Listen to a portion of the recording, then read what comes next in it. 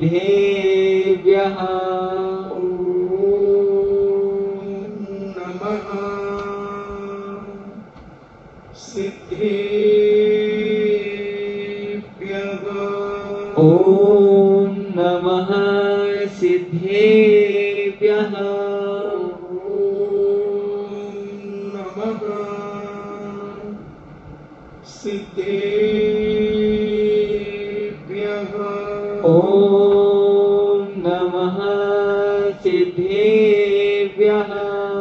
नमो अरिहन्तार्णं नमो अरिहन्ताणं नमो सिद्धार्णं नमो सिद्धाणं नमो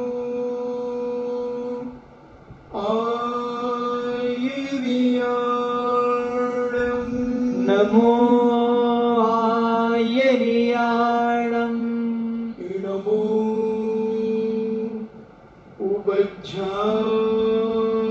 उबज्झायाणं नमो वज्रायाणं नमो लोये सव्यसामूढं नमो लोये सव्यसाहूढं पंच परमेष्टि भगवान की जय अहिंसामयी वीतराग विश्व धर्म की जय देवादिदेव 1008 श्री आदिनाथ भगवान की जय देवादिदेव 1008 चिंतामणि घोर उपसर्ग विजेता श्री पार्श्वनाथ भगवान की जय देवादिदेव 1008 शासन नायक बाल ब्रह्मचारी भगवान महावीर स्वामी की जय परम पूजनीय आचार्य श्रोमणि गुरुवर श्री कुंद कुंद महामुनिराज की जय परम पूजनीय आचार्य श्रोमणि गुरुवर श्री विद्यासागर जी महामुनिराज की जय परम पूजनीय निर्यापक श्रवण मुनि श्री सुधा सागर जी महाराज की जय परम पूजनीय 3 कम 9 करोड़ महामुनि राजों की जय तपोदय अतिशय क्षेत्र की जय क्षुल्लक रत्न 105 गंभीर सागर जी महाराज की जय समस्त मुनि संघ की जय चर्चा चल रही है सलेखना की शिक्षा वृत्तों में जो सलेखना की चर्चा है उसी को लेकर के अपन संलेखना के बारे में चर्चा कर रहे हैं। संलेखना करने वाला जो आराधक है वह कैसा होता है, किस प्रकार से क्या भावना रखता है, तो कहते हैं जो श्रेष्ठ संस्कार वाला हो, यानी जो संस्कारों से युक्त हो, यदवा तदवा ना हो कि चलो अपन तो संलेखना लेने चलते हैं, चाहे वो समझते ही नहीं कि संलेखना किसे कहते हैं, और संलेखना लेने चल पड़ा। नहीं, उसके अंदर संसार के प्रति भय, उसके अंदर प्रसन्नता, अब क्या करें, अब तो बीमार आ चुके, इतने बीमार हो गए कि अब तो मरना ही है। नहीं, एक संलेखना के प्रति प्रसन्न हृदय होना चाहिए, त्यागी हो, ऐसे नहीं कि रागी हो, दागी हो, अनेक विषयों में पारंगत है और अभी किसी भी चीज का त्याग नहीं किया और संलेखना के लिए चल पड़ा। नहीं, सबसे पहले संस्कारों से युक्त होना चाहिए, फिर प्रसन्न हृदय हो, अंदर से गदगद भाव हो कि मुझे ऐसा सुनहरा मौका मिला है अपने कल्याण करने का, क्योंकि आदि व्याधि उपाधि से परे जब होता है, जब ये समाधि होती है, और मुझे ये समाधि करने का मौका मिला है, ऐसा आनंद विभोर होता हुआ वह अपने जीवन में क्षमा से भरा होता है। सारे दुनिया के प्राणियों के लिए क्षमा करता हुआ चला जाता है। ऐसा क्षमाशील व्यक्ति, त्यागी व्यक्ति, पुरुषार्थी, कायर ना हो, जो पुरुषार्थ करने में माहिर हो, स्व पर के विवेक से सहित हो, अपने व परायों को समझता हो, स्व क्या है पर क्या है इसका विवेक रखता हो, शुभ वचन बोलता हो,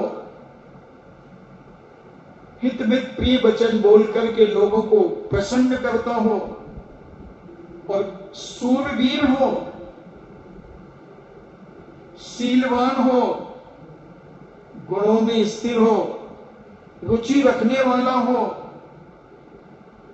और अत्यंत स्वाभिमानी हो, अभिमानी नहीं, स्वाभिमानी हो, ऐसा भव्य जीव निर्दोष तथा स्वभाव से सुंदर आराधना रूपी नायिका को सिद्ध कर सकता है। इन्हें समाधि को नायिका कहा, और समाधि को प्राप्त करने वाले के पास इतने गुण होना चाहिए। जो समाधि के लिए आया है पूज्य निर्यापिकाचार्य के पास, संस्कारवान, प्रसन्न हृदय आदि जो मैंने आपसे कहे, क्षमावान, पुरुषार्थी, विवेकशील हो, और जिसके पास जो नष्ट बुद्धि है, जिनकी आहार, भय, मैथुन और परिग्रह की अभिलाषा रूपी संज्ञाएं, जिसके भी खाने की तृष्णा बहुत है, जो भयभीत होता है छोटी छोटी बातों में, जो मैथुन क्रिया में आनंद मानता है, जो परिग्रह जोड़ने में आनंद मानता है, उसकी इच्छाएं रखता है, और मायाचार परिणाम से युक्त है, वो जीव आत्म ध्यान रूप असमाधि से भवांतर को प्राप्त करते हैं। वे कर्म क्षय करने वाले आधारक नहीं हो सकते। जिनको भी तृष्णा है, लालच है, अभी चटुकारता है, ये खा लूं, वो खा लूं, इसको देख लूं, उसको देख लूं, इससे मिल लूं, उससे मिल लूं, ऐसे अनेक अनेक प्रकार की इच्छाएं जिनके जीवन में अभी व्याप्त हैं, खाने की, पीने की, देखने की, सुनने की, भयभीत हो जाता है। अभी कुशील करने का, ब्रह्म करने का भाव भी है, और परिग्रह जोड़ने में इच्छाएं हैं, आनंदमय होता है, और मायाचारी से परिपूर्ण है। ऐसा जीव आर्थ ध्यान रूप असमाधि से भवांतर को प्राप्त होता है। कई भाव बिगाड़ लेता है, और कर्म क्षय करने वाले आधारक नहीं हो सकते। कर्मों का बंद और कर लेता है, कर्मों को नहीं काट पाता। ये संलेखना आत्महत्या नहीं है। संलेखना कहो, समाधि कहो, संस्कार कहो, संधारा कहो, इस सब एक ही बात है। आत्महत्या इससे बहुत दूर की चीज है। आत्महत्या आदमी दुखी होकर के, तनाव में, मजबूरी में, किसी का कर्जा आ जाए ऊपर, पति पत्नी के झगड़े हो जाएं, किसी केस में फंस जाएं, दिवाला निकल जाए, ऐसे अनेक अनेक कारण होते हैं जिसे आत्महत्या लोग कर लेते हैं। मगर जैन दर्शन ये आत्महत्या नहीं है बंधुओं, ये समाधि संलेखना। तो जहां मरण किसी को भी इष्ट नहीं है, जैसे नाना प्रकार की विक्रिय वस्तुओं के लेन देन और संचय में लगे हुए किसी व्यापारी को अपने घर का नाश होना इष्ट नहीं है। कोई व्यक्ति अपने घर का नाश करना नहीं चाहता, फिर भी परिस्थिति बस उसके विनाश के कारण अगर उपस्थित हो जाते हैं तो यथाशक्ति उसे दूर करने का प्रयास करता है। इतने पर भी यदि वे दूर नहीं हो सके तो जिससे वस्तुएं खरीदी हैं वस्तुओं का नाश ना हो ऐसा प्रयत्न करता है। उसी प्रकार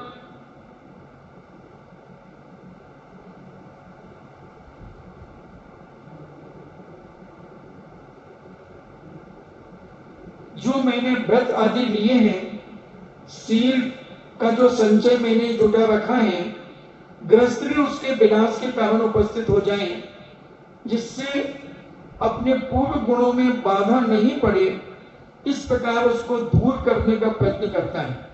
इतने पर भी यदि वे परेशानियां दूर ना हो तो जिससे अपने गुणों का नाश ना हो इस प्रकार का प्रयत्न करता है। इसलिए आत्महत्या का दोष इस समाधि में नहीं लगता। मैंने बताया कि आत्महत्या बहुत अलग चीज है। वो अपने आप को सुरक्षित करता है और व्रती बनकर के अपने जीवन का अंत करता है, क्योंकि अब मरना तो निश्चित है। ये तो मौत को बुला रहा है, ये तो कर्ज के कारण मर रहा है। जुए में हार गया, किसी का कर्ज लिया था वो नहीं दे पा रहा, उसने धमकी दे दी मैं तुझे जान से मार दूंगा, तेरे परिवार को मार दूंगा। तो अनेक अनेक प्रकार से भय प्राप्त करने के कारण ये व्यक्ति जो मरते हैं ये आत्महत्या कहलाता है, सुसाइड कहलाता है। मगर संलेखना जब सब तरफ से डॉक्टरों ने भी हाथ खड़े कर दिए, आयु भी कह रही है, ज्योतिषाचारणों ने भी कह दिया कि ये मरने वाला ही व्यक्ति है, इसकी उम्र खत्म होने वाली है, सब तरह के उपाय करने के बाद जब व्यक्ति के बचने के कोई दूर दूर तक चांस नहीं रहते, भोजन पचना भी समाप्त हो गया, तो ऐसे व्यक्ति फिर संलेखना पूर्वक यानी समाधि पूर्वक यानी अपनी गुरु चरणों में बैठकर अपने जीवन का अंत करना चाहते हैं। संलेखनाधारी के जीवन और मरण दोनों में आसक्ति नहीं है, न वो जीना चाहता है और न मरना चाहता है।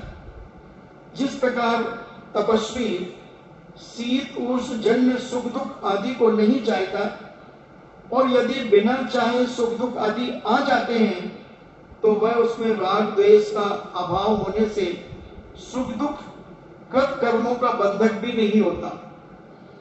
उसी प्रकार अनंत कलित संलेखना को करने वाला प्रति जीवन और मरण दोनों के प्रति अनासक्त रहता है। परंतु यदि मरण के कारण उपस्थित हो जाते हैं तो राग द्वेष आदि न होने से उसे आत्मवध का दोष नहीं लगता। इन्हें वो ना जीना भी नहीं चाहता, मरना भी नहीं चाहता, जैसे सुख दुख दोनों नहीं चाहता। मगर ऐसा कोई समय आ जाए तो फिर उसे आत्महत्या का पाप नहीं लगता। पूज्य अग्रंथ स्वामी और कहते हैं, प्रमाद का अभाव होने से संलेखना में आत्महत्या का दोष नहीं लगता, क्योंकि कोई आलसी और प्रमाद के वशीभूत होकर के कार्य नहीं कर रहा है, प्रसन्न हृदय होकर के कर रहा है, आनंद से भर करके होकर के कर रहा है कि मैं मरूंगा तो मेरे व्रत भी खत्म हो जाएंगे। जैसे किसी के मकान में आग लग गई और वह आग नहीं बुझा सकता, मगर वो सोचता है कि इसके अंदर जो कीमती सामान है वो तो कम से मैं बाहर निकाल लूं, और उसे निकाल करके फिर बाकी जल जाए तो जल जाए। ऐसा ही हमारा त्यागी व्रती कहता है कि मेरे कीमती व्रत हैं, अगर अस्पताल में मरता हूं तो क्या मतलब, रागी देशियों के बीच में मरता हूं तो क्या मतलब, मरना तो है।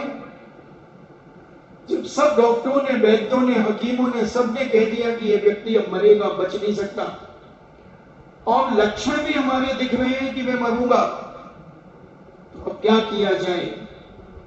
तो फिर वो विचार कर्तव्य यही किया जाए कि अपने व्रतों की सुरक्षा की जाए, क्योंकि सबसे कीमती व्रत ही है हमारे। तो ऐसा वह संलेखना करने वाला, अनंत प्रणीत संलेखना को करने वाला प्रति जीवन और मरण दोनों के प्रति अनासक्त रहता है, अनासक्त रहता है। प्रमाद का अभाव होने से संलेखना में आत्मघात का दोष नहीं लगता, क्योंकि राग द्वेष मोह आदि से कलुषित व्यक्ति शस्त्र आदि से अभिप्राय पूर्वक अपना घात करता है। जो राग द्वेष आदि मोह में फंसा है और ऐसे कुछ अत्याचार और अनीति और ऐसे पाप कर लिए हैं, तो जिस कारण से वह स्वयं मरना चाहता है, शस्त्र आदि के द्वारा फांसी लगा करके अनेक अनेक प्रकार से वह अपना घात करता है, तब आत्मघात का दोष लगता है। परंतु संलेखनाधारी के राग द्वेष आदि कलुषताएं नहीं है, अतः उसके आत्मवध के दोष का स्पर्श भी नहीं होता, उसे आत्मघात रूपी भावनाएं छू भी नहीं सकती। सौ समय का विरोध आता है, जैसे सभी पदार्थ क्षणिक हैं, इस प्रकार कहने वाले क्षणिकवादी के यहाँ 100 समय विरोध है। इस प्रकार सब मतों से हमें जानना चाहिए मरण कैसे होता है, क्या है मरण। तो पूज्य जैनाचार्य कहते हैं, स्व आयु यानी अपनी आयु, इंद्रिय और बल का क्षय होना मरण होता है। जब आयु, जैसे किसी की 100 साल की थी, आयु पूर्ण हो गई, इंद्रिय और बल का भी क्षय हो गया, उसी का नाम मरण होता है। स्वकीय परिणामों से गृहीत आयु आदि प्राणों का कारणवश क्षय होने को बुद्धिमान मरण मानते हैं। इन्हें स्वयं के परिणामों से गृहीत आयु आदि प्राणों का जब क्षय हो जाता है, तब वह मरण कहलाता है। आयु कर्म के क्षय को मरण का कारण माना गया है। मरण, विगम, विनाश, विपरिणाम, ये सब एकार्थवाची है। मरण कहो, विगम कहो, विनाश कहो, विपरिणाम कहो, ये सब एकार्थवाची हैं। पापों के परित्याग का नाम मरण है। अन्य आयु का उदय आने पर पूर्व आयु का विनाश होना मरण है। जब तक इस आयु में हम जीवित हैं, तब तक हमारा मरण नहीं है, जब तक एक श्वास भी चल रही है। और जैसे ही श्वास समाप्त होते ही दूसरी आयु चालू हो जाती है, क्योंकि हम मरने के पहले अगली आयु का बंद कर लेते हैं। जैसे आप टिकट का रिजर्वेशन करवा लेते हैं, आप अभी अपने नगर में हैं, मगर आपने 8 दिन पहले टिकट का रिजर्वेशन करा लिया। तो ऐसे जीवन में आगे बताएंगे कि कैसे अगली आयु का बंद हो जाता है।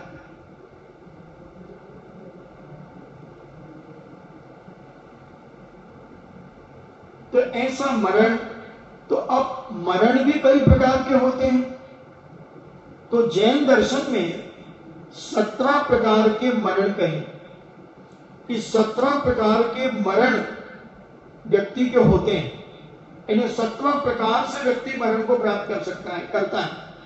ऐसा पूज्य भगवती आराधना में यति विषम आचार्य महाराज कहते हैं, अभिची मरण,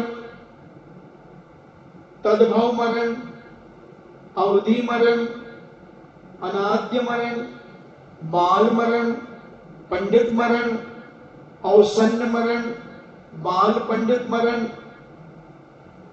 सशल्य मरण, बलाय मरण, वसट्ट मरण, विप्पाणस मरण, गिद्ध कुट मरण, भक्त प्रत्याख्यान मरण, प्यायोपगमन मरण, इंगिनी मरण और केवली मरण। अब हम एक एक मरण के बारे में आपको बताएंगे। तो ऐसे 17 प्रकार के मरण कहे गए हैं और संक्षेप में 5 प्रकार के मरण भी कहे गए हैं। एक पंडित पंडित मरण, पंडित मरण, बाल पंडित मरण और बाल मरण और बाल बाल मरण। ऐसे संक्षेप में छोटे रूप में 5 प्रकार के मरण हैं और विशेष रूप से 17 प्रकार के मरण हैं। अब यहां पर कहते हैं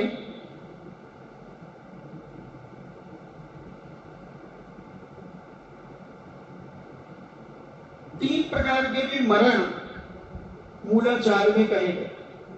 बाल जीवों का मरण, बाल पंडितों का मरण और पंडित मरण। फिर मरण 2 प्रकार के भी कहे गए, नित्य मरण और तद्भव मरण। अकलन स्वामी कहते हैं कि जब आप इतने मरणों की चर्चा कर रहे हैं तो हम फिर तुम्हें और भी बता दें कि 2 प्रकार के भी मरण होते हैं, नित्य मरण और तद्भव मरण। अपने सब को समझेंगे अच्छे से। तो पहले तो अवीची मरण, जो 17 मरण कहे, उन 17 मरण में अवीची मरण कैसा होता है? अवीची मरण प्रति क्षण आयु के एक एक निषेध का उदय में आकर समाप्त होना अवीची मरण है।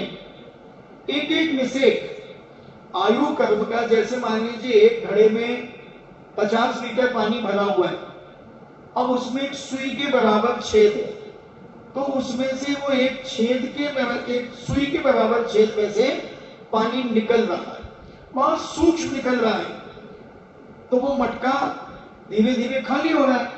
इन्हें मटके की उम्र अपन 50 साल मान लें, क्योंकि 50 लीटर पानी भरा। तो ऐसे वो सुई की नोक से जैसे पानी निकल रहा है, तो वो मटका एक ना एक दिन खाली होगा। उसी प्रकार प्रति क्षण आयु के एक एक निषेध का उदय में आकर समाप्त होना अवीची मरण कहलाता है। बहुत सरल परिभाषाएं।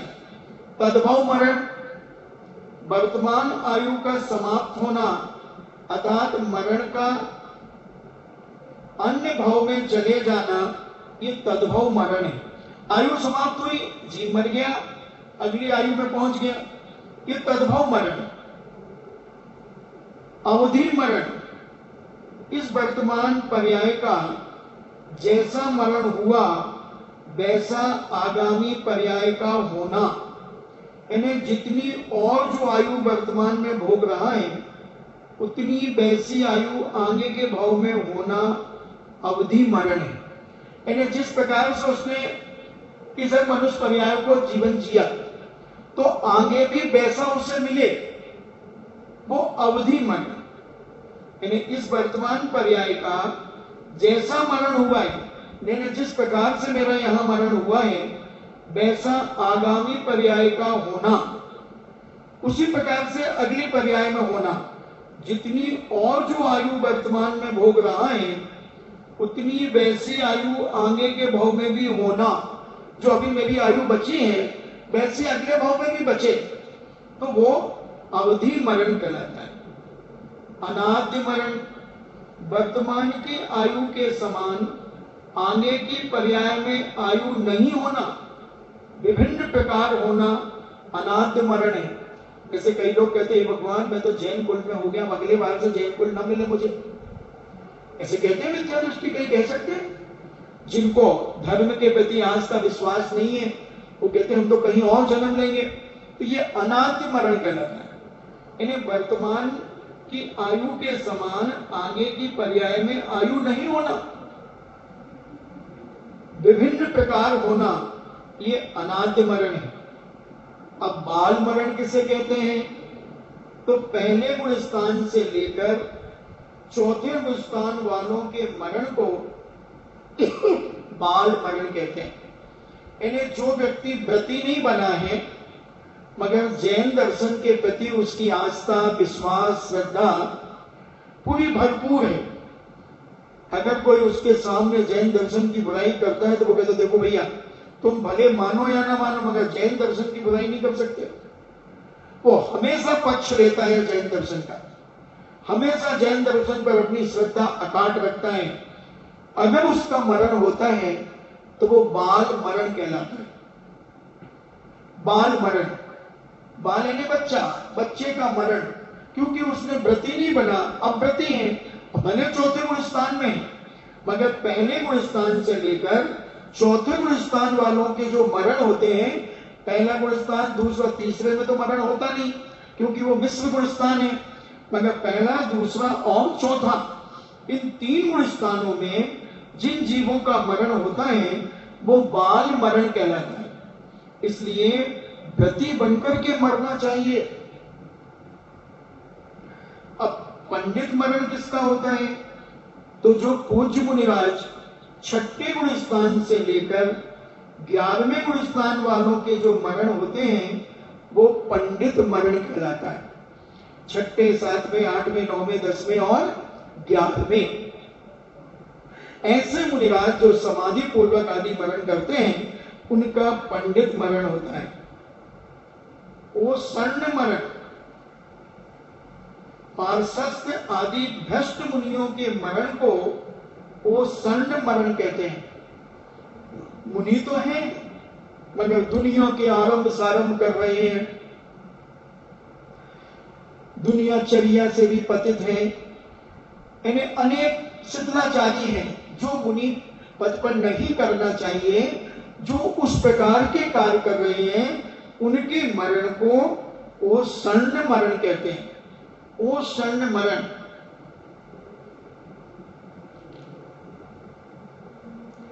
बाल पंडित मरण किसे कहते हैं? अभी अपन ने कौन सा पढ़ा था? पंडित मरण। फिर बाल पंडित मरण किसका होता है? बाल पंडित मरण व्रतियों का होता है। पंचम गुण स्थानवर्ती जो 2 प्रतिमा से लेकर एलक, क्षुल्लक आदि आरिकाएं जो हैं इनका पंचम स्थान होता है। आरिकाओं का भी पंचम स्थान होता है, एलक, क्षुल्लक का भी पंचम स्थान होता है। तो ऐसे जिनके जो बाल पंडित मरण, पंचम स्थान वालों के मरण को बाल पंडित मरण कहते हैं। इसलिए कम से कम मरने के पहले मेरी भावना है कि 2 प्रतिमाएं जरूर लें, तभी बाल पंडित मरण होगा। और सशल्य मरण, जो कई प्रकार की शल्य अपने जीवन में रखते हैं, निदान आदि रखते हैं, हे भगवान मुझे अगले भाव में ये प्राप्त हो जाए, ये प्राप्त हो जाए, आदि आदि निदान आदि शल्य युक्त जीवों के मरण को सशल्य मरण कहते हैं, जिन्हें विकल्प होते रहते हैं। अब मैं तो मर रहा हूं, मेरे बेटा अभी इतना समझदार नहीं हुआ है, कैसे व्यापार संभालेगा, अभी बेटे के बेटे भी बाकी हैं, उनकी शादियां नहीं हुई हैं, कैसे करेगा, भोला है मेरा बेटा। तो ऐसे अनेक प्रकार की शल्य जिन्हें उत्पन्न हो जाती हैं, तो वो सशल्य मरण कहलाता है। व्यापार भी हो सकती है, शादी विवाह भी हो सकती है, और भी आप संसारी व्यक्तियों को, ग्रस्तों को अनेक प्रकार की शल्य बाधाएं। अब वो बेटी की शादी तो कर दी मगर वो सुखी नहीं है, उसकी सासू बहुत तेज है, बेचारी बिटिया को परेशान करती है। ऐसे अनेक प्रकार की शल्य जो उत्पन्न होती रहती हैं, और ऐसा सोच सोच करके मरण को प्राप्त हो जाता है, वो सशल्य मरण कहलाता है। बलाका मरण, बलाका मरण विनय, गुप्ति, समिति, ध्यान, सुख भाव आदि से रहित होकर मुनियों का जो मरण होता है वह बलाका मरण होता है। बलाका यानी बगुला, बगुला होता है। तो जो विनयशील भी नहीं है और न जिनकी मन गुप्ती है, न वचन गुप्ती है, न काय गुप्ती है, न 5 समितियों का पालन ढंग से करते हैं, न ध्यान करते हैं, न सामायिक करते हैं, और परिणामों में हमेशा उत्तेजना भरी रहती है, शुभ भाव होते ही नहीं।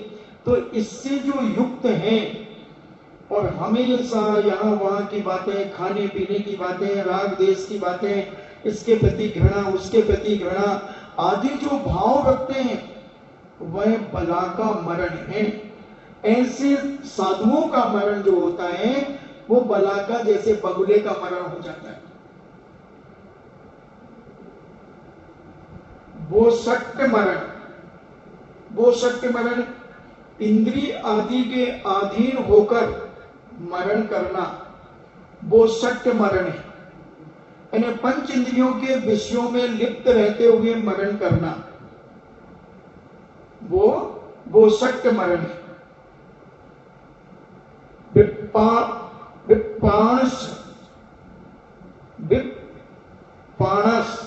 विपाणस मरण भयंकर उपसर्ग आदि से अथवा अन्य किसी कारण से संयम में दोष नहीं लग जाए, मैं ऐसी वेदना सहन नहीं कर सकता और नहीं सहा जाए तो चारित्र में दूषण उपस्थित होगा।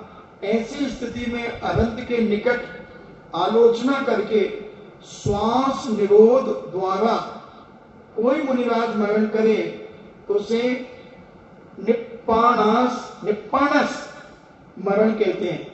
इन्हें भयंकर उपसर्ग आ गया, अकाल पड़ गया, बीमारी हो गई, ऐसे कोई चारों तरफ से ऐसे जंगल में फंस गए जहां खूंखार शेर चीता आती हैं, अब वो घबरा गए अन्य किसी कारण से, अब मेरे संयम में दोष न लग जाए, चिंता भड़क रही है। ऐसे असामाजिक दुष्चरित्री महिलाओं ने घेर लिया, उनके बीच में फंस गए और ऐसा भयभीत हो रहा है कि मेरे चरित्र को कहीं दोष न लग जाए, मैं ऐसी वेदना सहन नहीं कर सकता।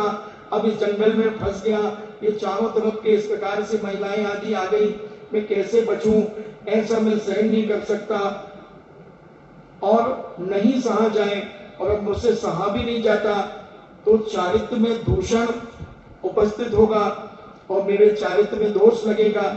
ऐसी स्थिति में मैं अनंत के निकट आलोचना करके, यानी अनंत भगवान के पास जाकर अपनी निंदा ग्रह आलोचना करके श्वास निरोध द्वारा मैं अपनी श्वास रोक लेता हूं। क्या कह रहे हैं वो मुनिराज कि मैं ऐसी चीजें सहन नहीं कर सकता, तो भगवान के निकट यानी भगवान का नाम लेता हुआ, अपनी गलती को स्वीकार करता हुआ श्वास निरोध, श्वास को रोक लेता हूं। और श्वास निरोध के द्वारा कोई मुनिराज अगर मरण करे तो उसे विप्पाणस मरण कहते हैं। अब कहते हैं गिद्ध पिठ मरण। अब देखो आचार्य कितने ज्ञानवान थे, कितने विवेकशील थे कि उनकी लेखनी में कितनी बारीक से बारीक पकड़ ली बातें। अब कहते हैं गिद्ध पिठ मरण, उपर्युक्त कारणों के होने पर, यानी जो ऊपर कारण बताए हैं कि भयंकर उपसर्ग आदि से अथवा अन्य किसी कारण से संयम में दोष न लग जाए, ऐसा विचार कर रहा है, ऐसा दुखी हो रहा है, ऐसी वेदना सहन नहीं कर सकता, कोई ऐसी बीमारी आ गई तो उसे कोई वेदना वो सहन नहीं कर पा रहा है, सहा नहीं जाए, और मेरे भयभीत भी हो रहा है कि मेरे चारित्र में दोष न लग जाए, ऐसा भी सोच रहा है। और मैं अनंत भगवान के पास जाने मतलब उनका स्मरण करके श्वास निरोध कर लेता है, तो वो तो विप्पाण स्मरण का। और गिद्ध पिठ मरण में उपर्युक्त कारण के होने पर, जो ऊपर की घटनाओं होने पर जो मुनि शस्त्र द्वारा, तलवार चाकू आदि द्वारा अपने प्राणों का त्याग कर देते हैं, उसे गिद्ध पिट्ट मरण कहते हैं। जैसे गिद्ध आपसी में लड़कर के मांस के टुकड़े के लड़ते लड़ते कभी दोनों मर जाते हैं, तो ऐसे ऐसे संकट आने पर वो श्वास तो नहीं रोकता, जो श्वास रोकते हैं उन्हें विप्पाणस कहा। और जो किसी शस्त्र के द्वारा अपनी गर्दन आदि के द्वारा घात कर लेते हैं तो वो गिद्धपिण्ड मरण माना जाता है। अब कहते हैं भक्त प्रत्याख्यान मरण, ये है मरण, सही मरण। ऊपर गाय और कसाय को क्रश करके विधि पूर्वक संन्यास धारण करना भक्त प्रत्याख्यान मरण है। यानी अपने शरीर को भी क्रश करना और अपनी कसायों को भी क्रश करना, यानी उनको सुखाना।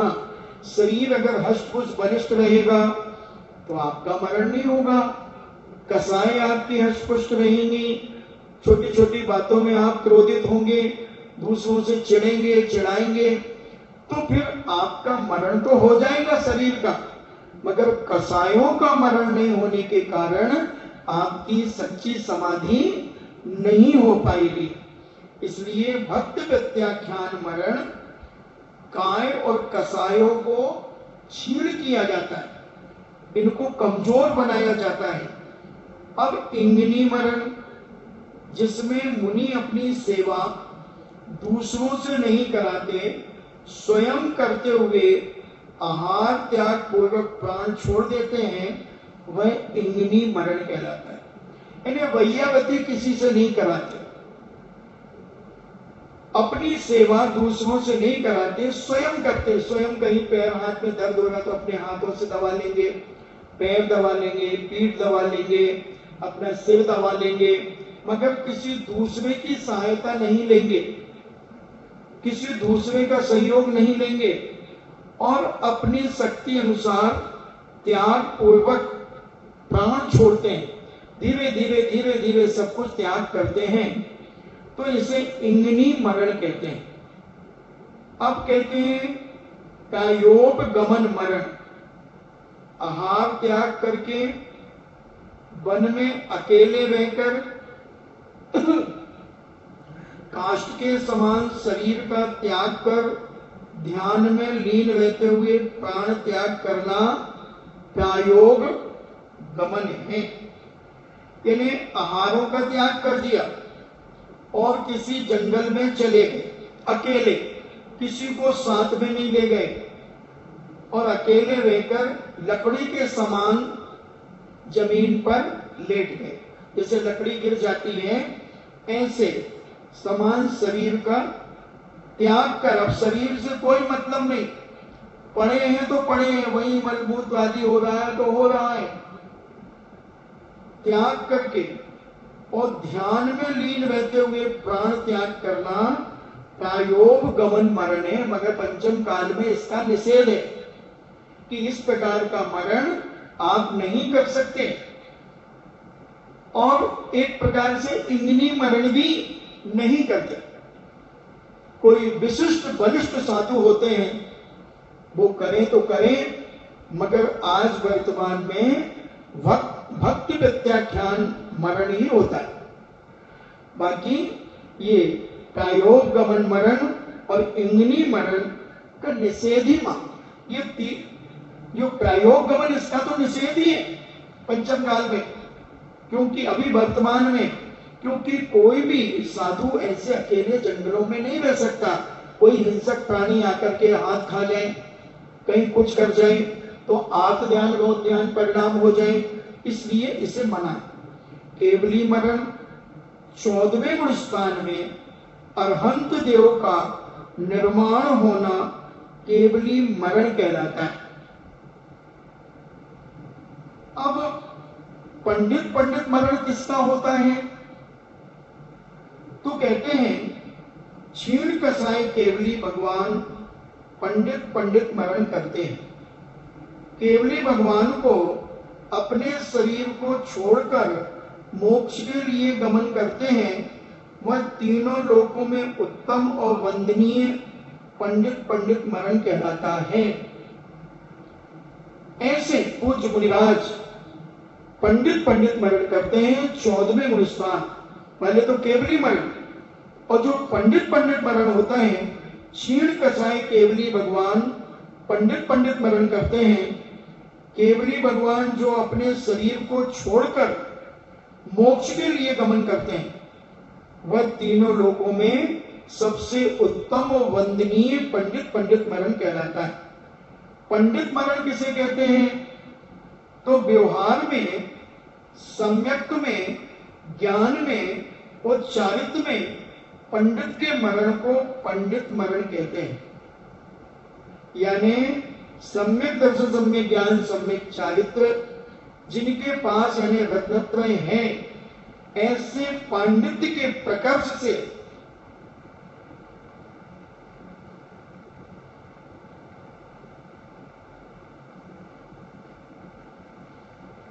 व्यवहार में, सम्यक्त में, ज्ञान में और चारित्र में पंडित के मरण को पंडित मरण कहते हैं। ज्ञान दर्शन चारित्र में पांडित्य के प्रकर्ष से रहित, यानी पूर्ण रूप से पांडित्य नहीं है, और जिसका पांडित होता है उसे पंडित मरण कहते हैं, उसे पंडित कहते हैं। तो कहते हैं पंडित कितने प्रकार के होते हैं? तो पंडित यहां पर 4 प्रकार के होते हैं। वो पंडित मत ले लेना यहां ब्राह्मण आदि पंडित, वो नहीं। यहां पर पूज्य एक व्यवहार पंडित होते हैं, एक सम्यक्त पंडित होते हैं, एक चारित्र पंडित होते हैं और एक ज्ञान पंडित होते हैं। तो ऐसे 4 प्रकार के पंडित होते हैं। लोक, वेद, समय, इनके व्यवहार में जो निपुण हैं वो व्यवहार पंडित हैं। यानी लोक के व्यवहार को जो बहुत अच्छे से जानते हैं और वेद आदि के ज्ञान को भी रखते हैं, समय को भी जानते हैं, ऐसे लौकिक व्यवहार में जो पांडित प्राप्त हैं जिनको, वो व्यवहार पंडित हैं। अथवा जो अनेक शास्त्रों के जानकार तथा शुश्रूषा, श्रवण, धारणा आदि बुद्धि के गुणों से युक्त हैं, उनको व्यवहार पंडित कहते हैं। और सम्यक्त पंडित किसे कहते हैं? तो जो क्षयिक सम्यक दर्शन, क्षयोपशमिक सम्यक दर्शन, औपशमिक सम्यक दर्शन से जीव दर्शन पंडित कहलाता है, यानी उसे सम्यक्त पंडित कहते हैं। जिनके पास सम्यक दर्शन है, क्षयिक सम्यक दर्शन कहो, क्षयोपशम सम्यक दर्शन या औपशमिक सम्यक दर्शन, ऐसे 3 सम्यक दर्शन में से अगर उन्हें कोई एक सम्यक दर्शन भी है तो वो जीव दर्शन पंडित है, यानी सम्यक्त पंडित है। और ज्ञान पंडित कौन है? जिन्हें मति ज्ञान आदि जो 5 प्रकार के ज्ञान हैं, मति ज्ञान, शुद्ध ज्ञान, अवधि ज्ञान, मनेपर्य ज्ञान, केवल ज्ञान, ये 5 प्रकार के सम्यक ज्ञान से जो परिणत है उसको ज्ञान पंडित कहते हैं। चारित्र पंडित कौन कहलाता है? तो जो सामायिक, क्षेत्रोस्थापना, पर्याय विशुद्धि आदि जो 5 प्रकार के चारित्र हैं, उनमें जो प्रवृत्ति करने वाले को चारित्र पंडित कहते हैं। पंडित मरण 3 प्रकार का होता है। भक्त प्रत्याख्यान मरण, इंगिनी मरण और प्यायोग गमन मरण। ऐसे पंडित मरण 3 प्रकार के कहे। भक्त प्रत्याख्यान मरण क्या है? तो जिस संन्यास में अपने और दूसरों के द्वारा किए गए उपकार की अपेक्षा रहती है, उसे भक्त प्रत्याख्यान संन्यास कहते हैं। कि कोई मेरा उपकार करे, कोई मेरी सेवा करे आदि इस प्रकार का जो भाव रहता है, वो इस मरण में मुनि संग से अपनी वैयावती कराता है या स्वयं भी करता है। भक्त शब्द का अर्थ है आहार, और भक्त प्रतिज्ञा भी कहते हैं इसको,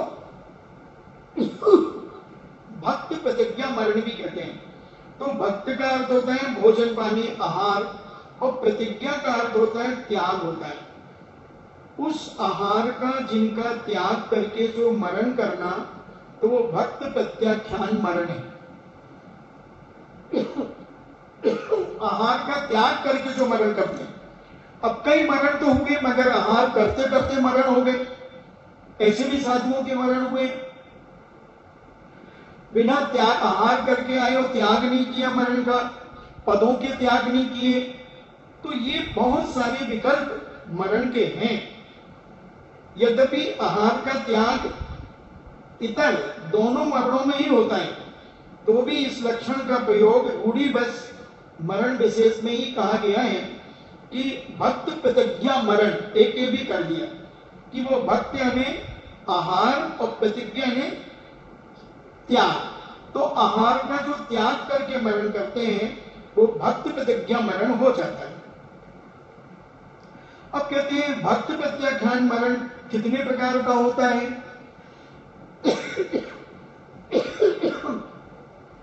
तो भक्त प्रत्याख्यान मरण दो प्रकार का,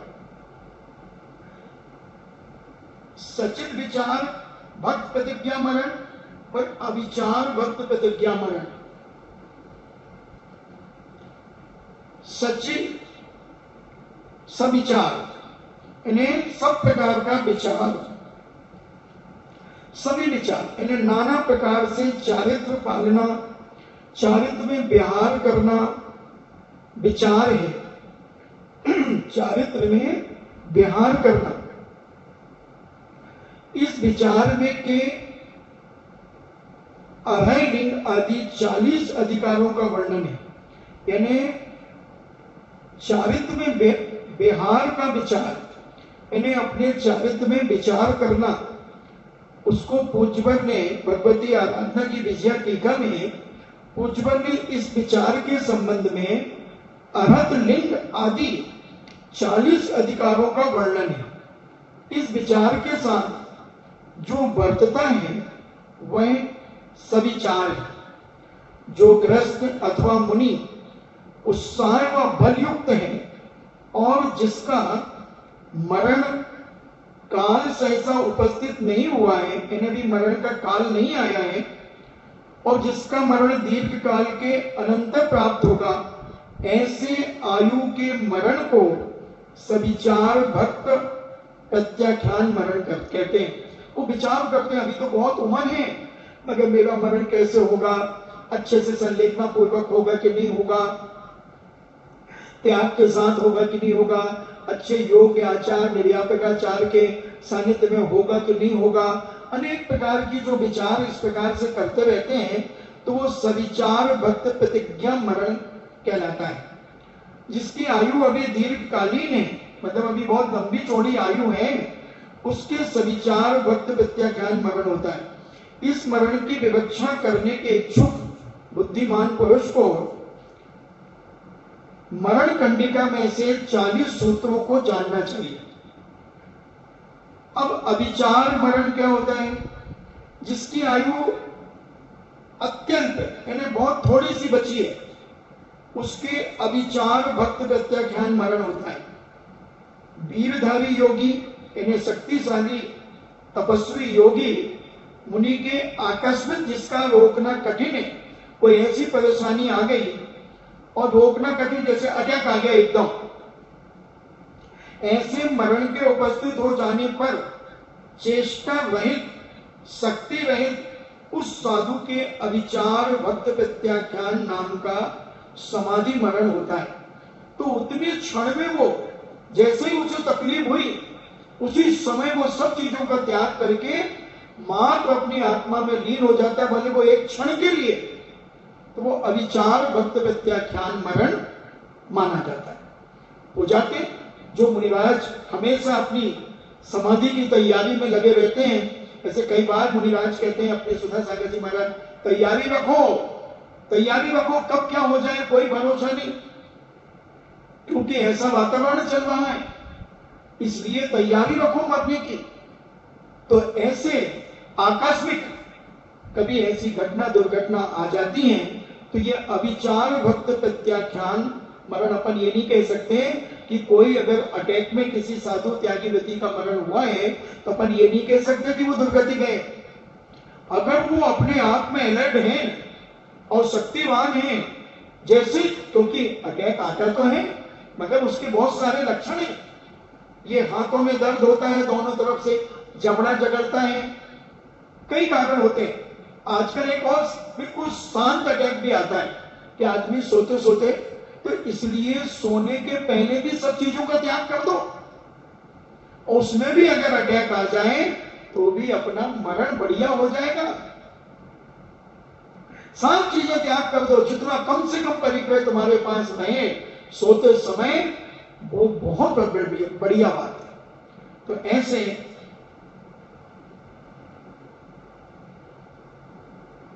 इस प्रकार से जो हमने सविचार, अविचार, भक्त प्रत्याख्यान और भक्त प्रतिज्ञा मरण कहे,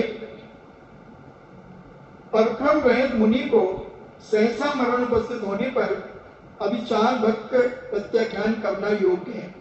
यानी अचानक अगर कोई ऐसी घटना दुर्घटना सामने आती है, प्यार कर रहे हैं और बचने को कोई स्थान नहीं, सामने से बहुत तेज स्पीड में गाड़ी आ रही है, कहीं जगह नहीं दोनों तरफ, उसी समय अविचार भक्त प्रत्याख्यान कर लेना चाहिए कि बच गया तो ठीक, नहीं तो मेरा ये अविचार भक्त प्रत्याख्यान मरण। अब और भी कहते हैं पूज्यवर कि अविचार भक्त प्रत्याख्यान कितने प्रकार का होता है, तो कहते हैं वो 3 प्रकार का होता है, निरुद्ध, निरुद्धतर और परम निरुद्ध। निरुद्ध अविचार प्रत्याख्यान किसे कहते हैं? बहुत अच्छी बात है। कई बार अपन कहते हैं देखो, अरे वो मर गए महाराज, मगर क्या उनने क्या कर लिया, तो इसलिए उन्होंने इतने मरण के भेद बताए, तत्क्षण भी त्याग कर सकता है वो।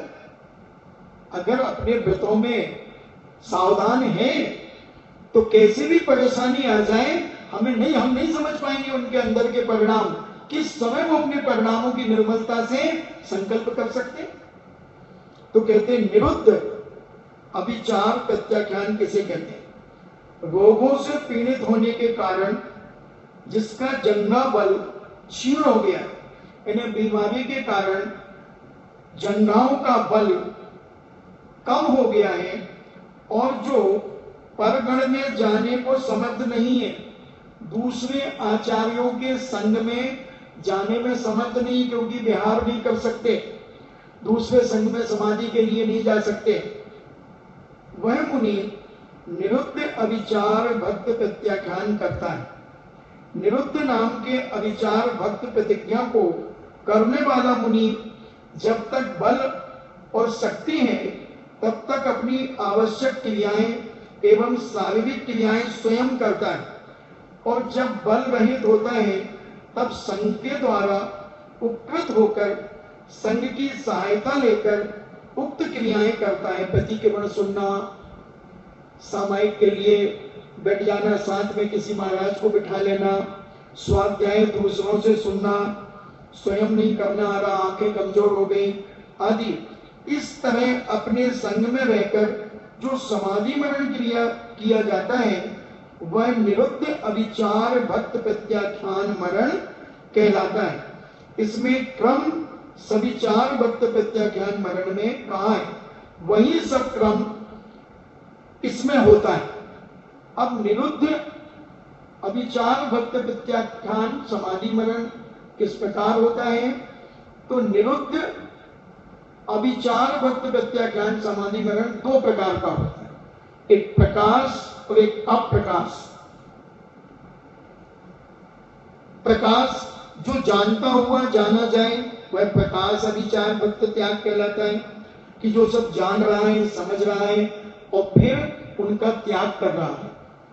छपट के मनोबल अर्थात धैर्य, क्षेत्र, काल, उनके बांधव आदि कारणों का विचार करके छपट के उस निरुद्ध विचार भक्त प्रत्याख्यान को प्रकट करते हैं, अर्थात अनुकूल कारणों के होने पर जो वह मरण प्रकट कर दिया जाता है वह प्रकाश मरण कहलाता है। और अप्रकाश यदि क्षुधा आदि परिचयों को सहन करने में समर्थ नहीं है, भूख लगती है, बहुत भूख लगती है, उसको सहन नहीं कर पाते, प्यास भी बहुत लगती है, तो अब क्या करें? तो क्षुधा आदि परिचयों को सहन करने में समर्थ नहीं है, या बस्ती एकांत में नहीं है, कहीं ऐसी जगह नहीं है जहां एकांत में उनका मरण कराया जाए, या अति रुक्ष ग्रीष्म आदि काल चल रहा है, या परिवार के लोग विघ्न कर रहे हैं। कई बार परिवार के लोग आकर के भी विघ्न करते हैं कि नहीं हम डॉक्टर के यहाँ ले जाएंगे, हमें ये करेंगे, आप जबरदस्ती नहीं करो, हमारे घर के महाराज हैं, हमारे ये हैं। तो ऐसे विघ्न डालते हैं, तो उन्हें उस समाधि को प्रकट नहीं करना चाहिए। वो अप्रकाश है, मतलब चुपचाप समाधि कराना चाहिए, प्रकाश में नहीं लाना चाहिए, लोगों को बताना नहीं चाहिए। जो जनता द्वारा ज्ञात नहीं है उसे अप्रकाश भक्त प्रत्याख्यान समझना चाहिए। इन्हें शांति से संघ के साधु ही मिलकर के वहां समाधि करा दें, उसका हल्ला प्रचार प्रसार ना करें। अब निरुत्तर भक्त प्रत्याख्यान मरण किसे कहते हैं? तो कहते हैं जल, अग्नि, विष, जंगली, क्रूर पशु आदि के द्वारा घोर उपसर्ग उपस्थित होने पर तथा सन्निपात रोग होने पर, तीव्र स्थूल रोग आदि के होने पर तत्काल मरण का प्रसंग प्राप्त होता है, अथवा ये जल, अग्नि, विष, जंगली सुअर आदि उपसर्ग एवं स्थूल आदि रोग शीघ्र जीवन को हर लेते हैं, जैसे सूर्य किरणें अंधकार को हर लेती हैं। इन जलादि के उपसर्ग उपस्थित होने पर एवं सन्निपात आदि रोग के उपस्थित होने पर मुनिराज जब तक बोलने की शक्ति नष्ट नहीं होती तब तक इंद्रियों में श्रवण आदि की शक्ति समाप्त नहीं होती। यानी जब तक वो बोलते रहते हैं और सुनने की शक्ति उनके पास प्राप्त रहती है, चेष्टा नष्ट नहीं होती, यानी उनकी चेतना भी अभी नष्ट नहीं होती है। उक्त तीव्र कष्ट वेदना के कारण अपना धैर्य बल तथा हे उपादेय का विचार करने की बुद्धि समाप्त नहीं होती है।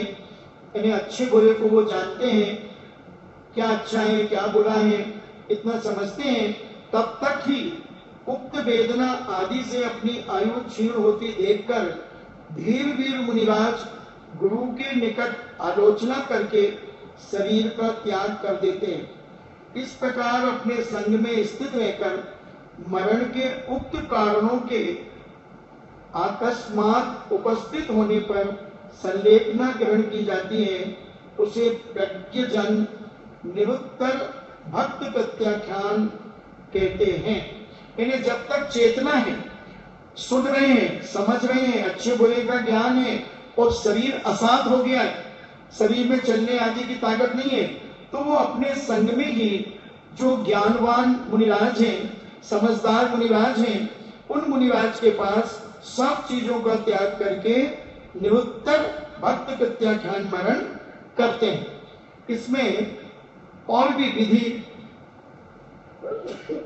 बताते हैं कि सर्प, अग्नि, व्याघ, भैंसा आदि, रीछ, शत्रु, चोर, म्लेच्छ, मूर्छा, तीव्र स्थूल रोग आदि हो जाते हैं, तो इनसे तत्काल मरण प्राप्त हो जाता। कोई ऐसी अचानक वेदना हो गई, सीने में दर्द हो गया, पेट में दर्द हो गया, सर्प ने काट लिया, अग्नि चारों तरफ से लग गई, ऐसा कोई हिंसक भैंसा आ गया, रीछ भालू आ गए, हाथी आ गए, तो ऐसे सब होने प्रसंग आने पर जब तक वचन व काय बल शेष रहता, जब तक बोलना और शरीर की शक्ति रहती है, तब तक तीव्र वेदना से अपने चित्त को आकुलित नहीं होता, तब तक आयुष को प्रति क्षण क्षीण होता जानकर शीघ्र ही अपने गण के आचार्य यानी अपने संघ के आचार्य श्री के पास अपने पूर्ण दोषों की आलोचना करता है, जीवन भर के आलोचना दोषों को करता है।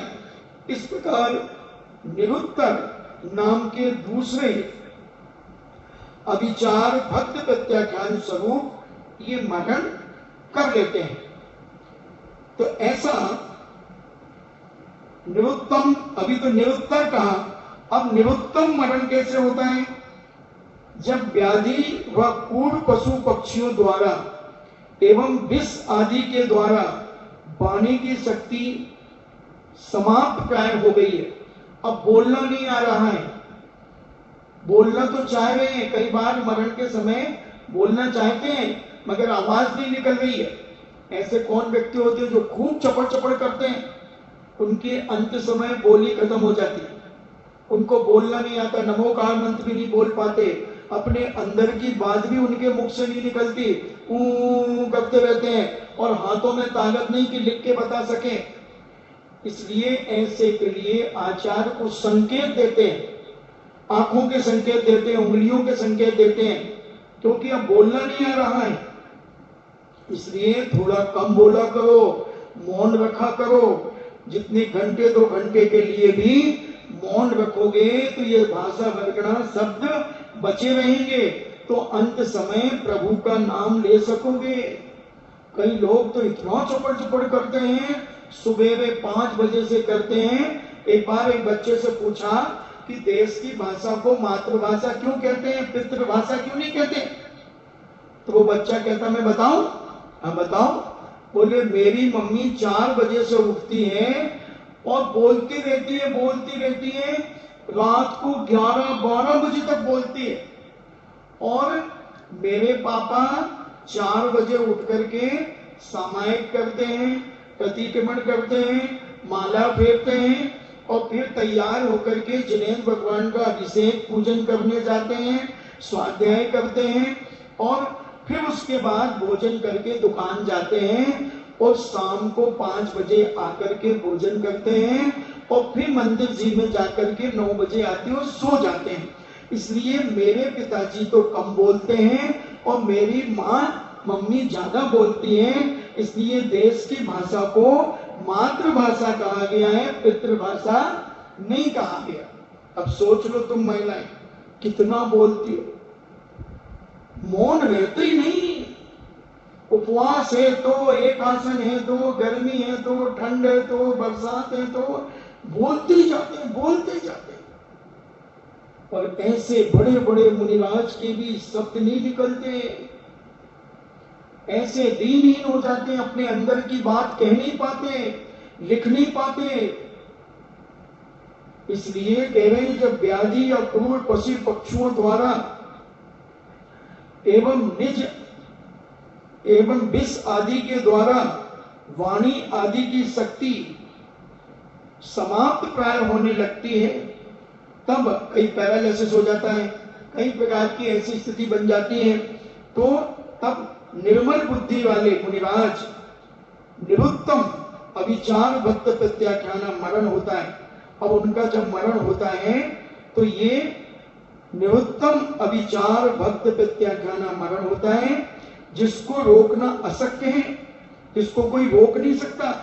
ऐसी भयानक वेदना, हम अपनी बात ना कह सकें और अंदर से इच्छा हो तो कैसी घुटन होती है।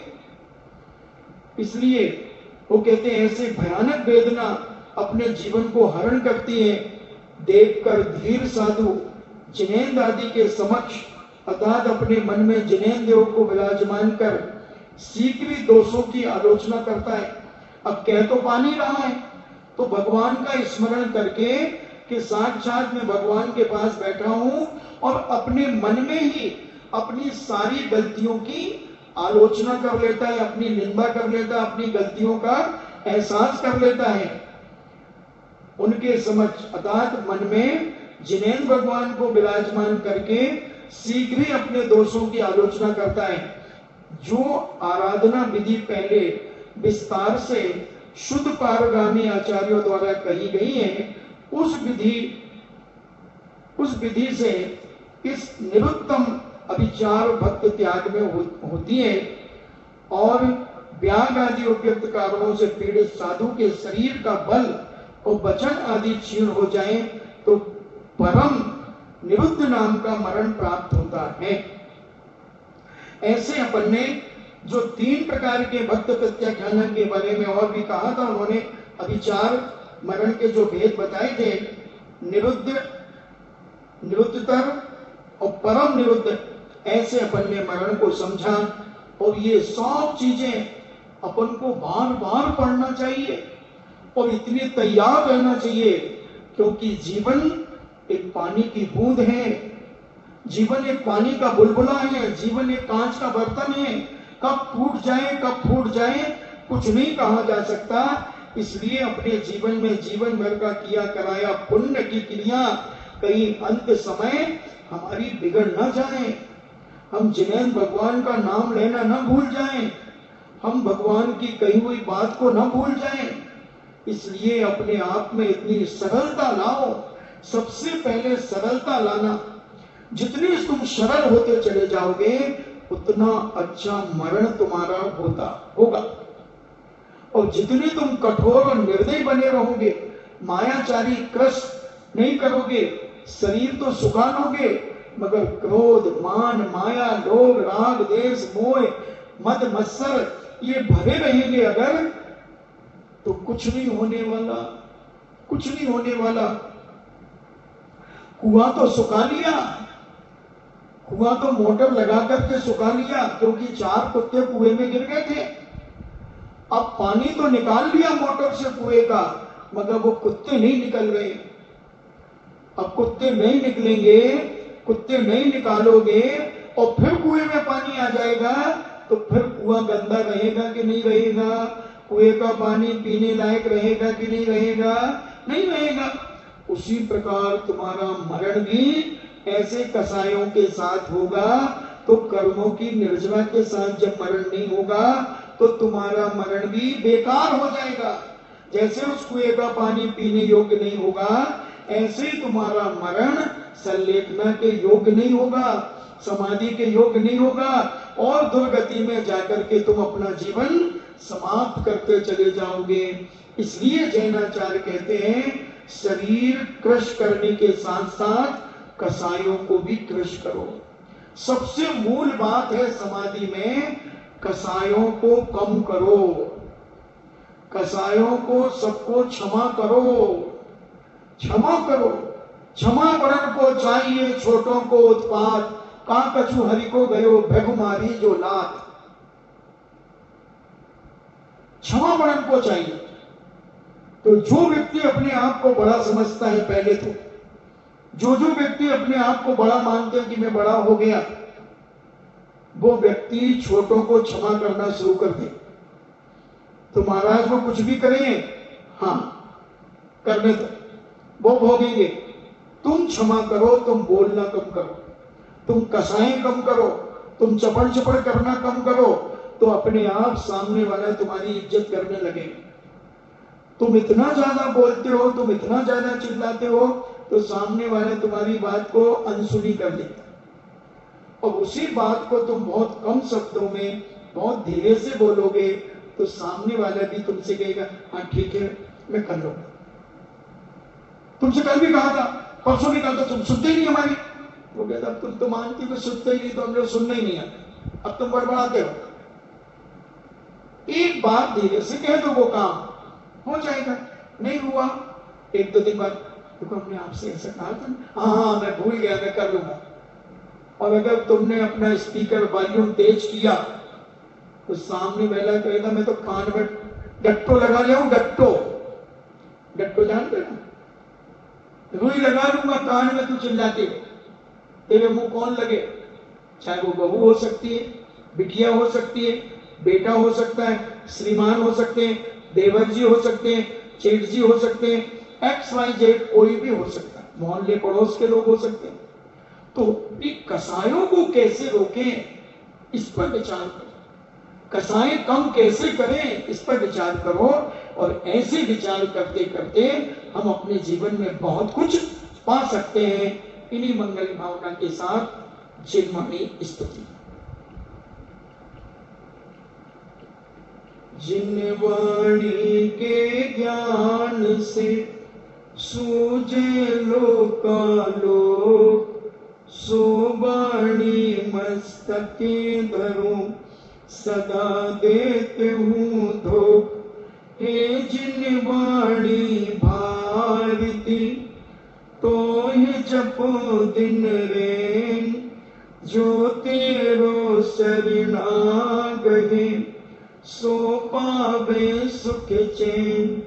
देव भजो अरिहंत को गुरु सेवा निर्ग्रंथ, दया धर्म पालो सदा यही मोक्ष का पंथ। नौवार नमोकार।